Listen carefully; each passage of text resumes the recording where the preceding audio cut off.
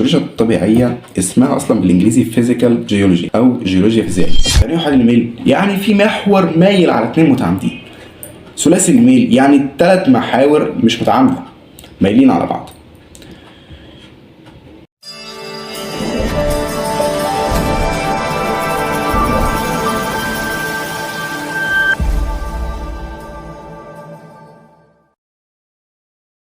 ماشي، التراكيب الجيولوجية في أولية عرفتها، اللي هم ايه؟ اللي هم علامات النية، تشققات طينية، اللي هم تدرج طبقي والتطابق متقاطع. عرفت التراكيب الثانوية اللي هم الطيات او الثنايات، وفي منها محدبة ومقعرة. عندك الفوالق اللي هو فالق عادي، فالق معكوس، فالق تاسر، فالق ذو حركة أفقية، فالق خندقي او خسفي، فالق بارز او ساتر.